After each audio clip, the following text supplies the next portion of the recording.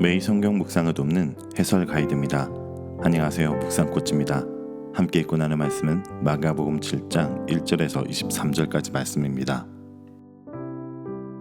오늘 본문은 서기관들과 바리새인들이 예수님께 정결 규례에 대해서 문제를 제기한 것을 예수님이 대답하신 내용입니다. 지금까지 예수님의 사역은 갈릴리 해변을 중심으로 이루어졌습니다. 마가복음 4장에서 하나님 나라 비유를 제시한 이후에 본문은 대개 예수님의 기적들에 초점이 모아져 있었습니다. 그런데 이제 본 단락에서는 다시 예수님의 가르침이 길게 소개되고 있습니다.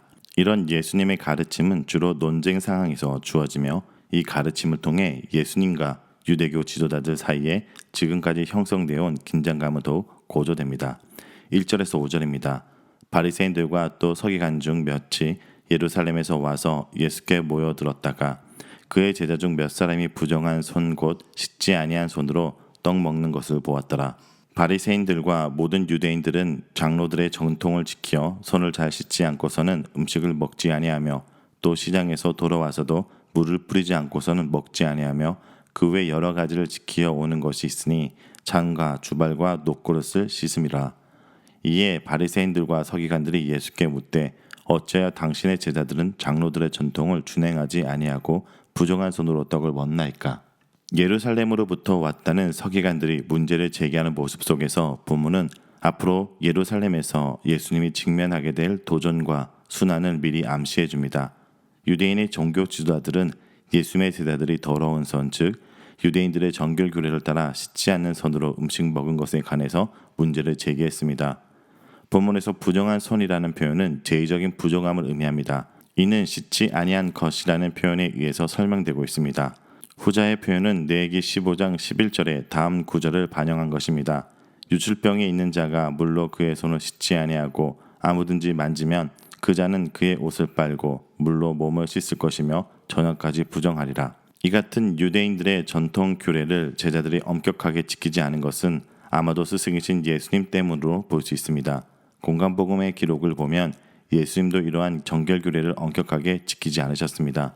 3절부터 4절에서는 정결 규례에 대해서 상세하게 설명하고 있는데 이것은 마가복음의 원 독자가 이방인이라는 것을 말해줍니다. 만일 유대인이었다면 이러한 설명은 필요 없을 것입니다. 마가복음은 이러한 정결 규례가 장로들의 전통을 따라 지켜지고 있음을 3절에서 분명히 하고 있습니다.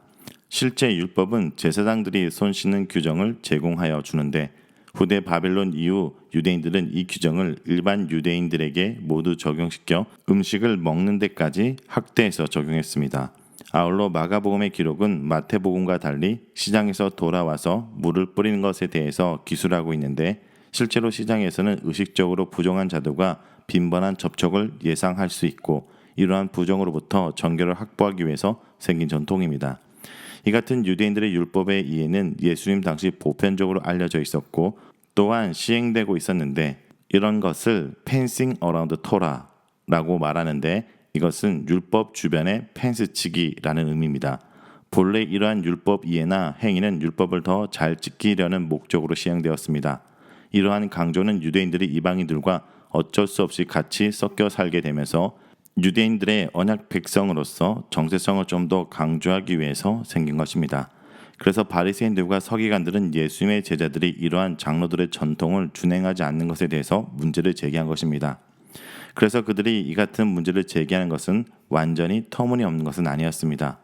바리새인들과 서기관들이 제자들의 행동에 문제를 제기한 것에 관해서 예수님은 먼저 이사야 29장 13절 주께서 이르시되 이 백성이 입으로는 나를 가까이하며 입술로는 나를 공경하나 그들의 마음은 내게서 멀리 떠났나니 그들이 나를 경외함은 사람의 계명으로 가르침을 받았을 뿐이라 라는 말씀을 인용하여 이렇게 대답하십니다. 6절에서 13절입니다. 이르시되 이사야가 너희 외식하는 자에 대하여 잘 예언하였도다.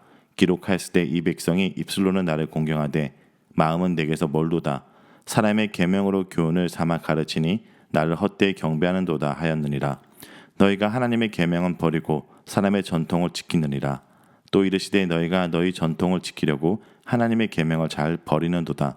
모세는 내 부모를 공경하라 하고 아버지나 어머니를 모욕하는 자는 죽임을 당하리라 하였거늘 너희는 이르되 사람이 아버지에게나 어머니에게나 말하기를 내가 드려 유익하게 할 것이 고르반 곧 하나님께 드림이 되었다고 하기만 하면 그만이라 하고 자기 아버지나 어머니에게 다시 아무것도 하여 드리기를 허락하지 아니하여 너희가 전한 전통으로 하나님 말씀을 폐하며 또 이 같은 일을 많이 행하느니라 하시고, 예수님이 보시기에 그들의 행위는 마치 입술로 하나님을 공경하지만 마음으로는 하나님께서 멀어져 있었던 이사야 당시의 이스라엘 백성과 비슷했습니다. 이러한 언급이 시사하는 것은 바리새인들과 서기관들의 열심에도 불구하고 그들의 행위가 실상은 말씀이 아닌 사람의 계명으로 교훈을 삼은 것이라는 점입니다. 그리고 이와 같은 방법으로는 절대 하나님을 바로 경외할 수 없다는 겁니다. 이사야 본문을 인용함으로써 지도자들의 문제를 지적하신 예수님은 그들의 행위에 전곡을 찌르십니다. 그들은 결과적으로 하나님의 계명은 버리고 사람의 전통을 지키는 자들이었습니다. 물론 우리는 여기서 유대인들이 전통을 만든 것이 처음부터 하나님의 계명을 폐하기 위한 목적이었다고 생각하면 곤란합니다. 도리어 그들은 말씀을 세우기 위해 전통을 만들었습니다. 그러나 전통에 사로잡혀 율법의 본래 정신을 놓쳐버린 것입니다. 예수님의 말씀을 들은 천중은 예수님의 설명을 쉽게 납득하기가 어렸을 것입니다. 그들은 장로들의 전통이 실제 율법을 학대에 적용한 것이라고 믿었었고, 이런 학대 적용의 목적이 구체적이지 않는 율법을 자신의 삶 속에 구체화해서 그 율법을 좀 더 잘 지키기 위한 것이었기 때문입니다. 예수님은 서기관들과 바리새인들이 전통을 지키려다 하나님의 말씀을 저버린 예를 하나 제시합니다. 그것은 바로 고르반입니다. 고르반이란 하나님께 드려질 특별한 돈이나 재물을 가리킵니다. 그런데 유대인들은 부모를 공경하라는 하나님의 말씀을 알면서도 고르반이라는 법을 악용했던 것 같습니다. 즉, 자신의 부모가 도움이 필요한데도 자식은 부모를 돕지 않기 위해 자신의 돈을 고르반이라고 하면 자신이 부모를 부양해야 되는 책임에서 면제된다고 생각했습니다. 그 돈은 하나님의 것이었기 때문입니다. 그리고 고르반이라고 말하고 나서 나중에 그 재물을 하나님께 바치지 않아도 별 문제가 되지 않았던 것 같습니다. 고르반 제도를 악용하는 인간의 악한 품성을 예수님은 지적하고 계십니다.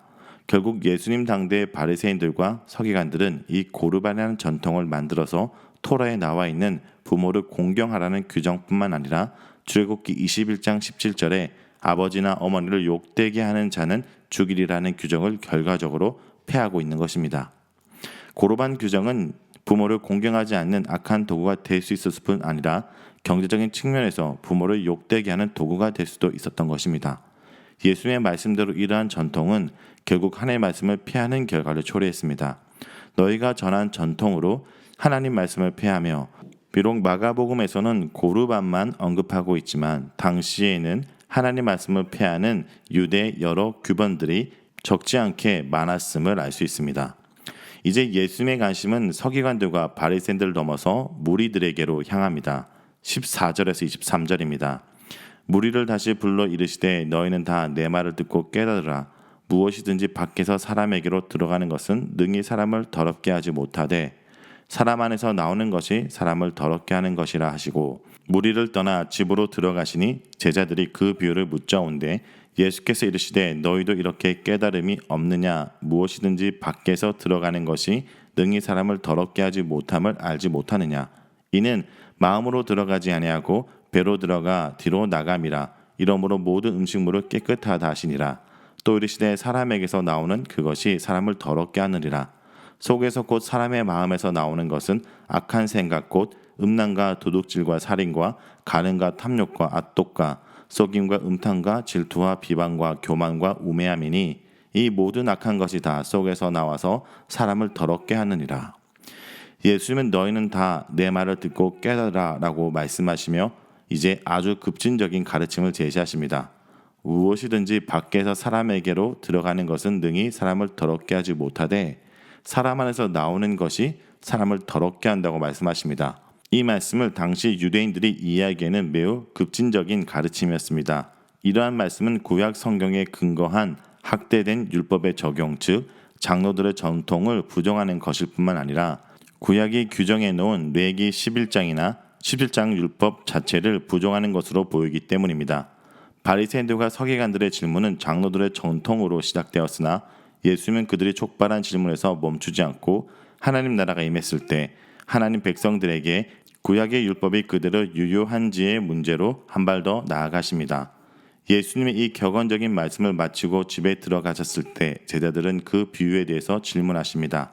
아마도 이 말씀의 의미를 이해하는 데는 어려움을 겪었던 것으로 보입니다. 왜냐하면 제자들도 당시 유대인들이 가지고 있었던 율법 이해를 가지고 있었던 것인데 예수님의 말씀은 이러한 이해를 뛰어넘는 가르침을 전하고 있기 때문입니다. 여기서 예수님의 격언적인 말씀을 팔라볼레라고 표현합니다.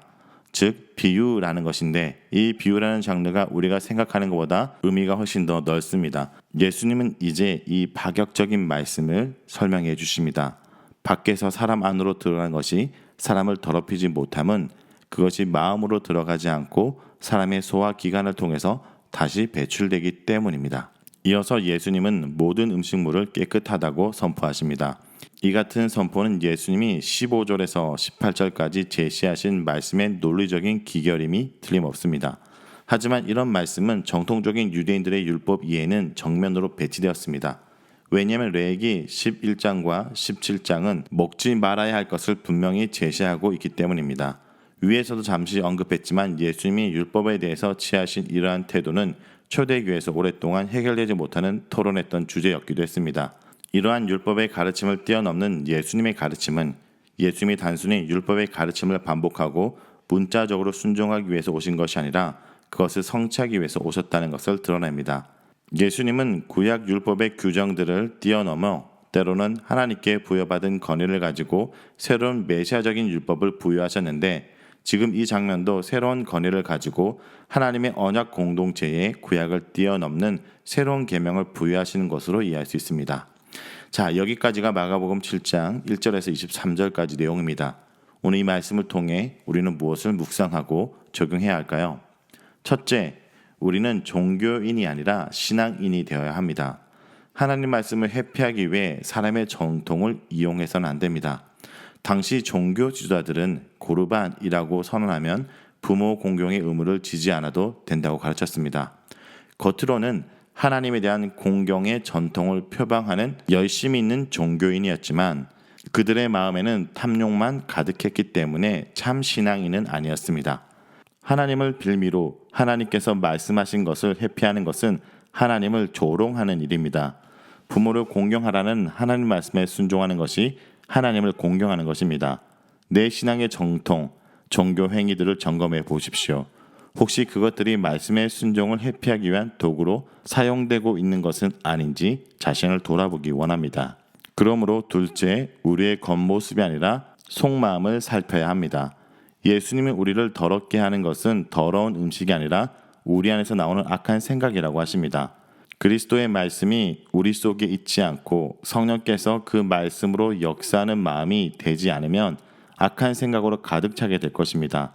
음란, 도둑질, 살인, 간음, 탐욕, 악독, 속임, 음탕, 질투, 비방, 교만, 우매함. 마음에 이러한 것들이 가득하고도 얼마든지 입술은 하나님을 공경할 수 있습니다. 위선적인 종교 행위로 자기 마음을 감출 수도 있습니다. 말씀의 빛의 조명을 받지 않으면 아무도 이 숨은 어둠을 다 볼 수가 없습니다.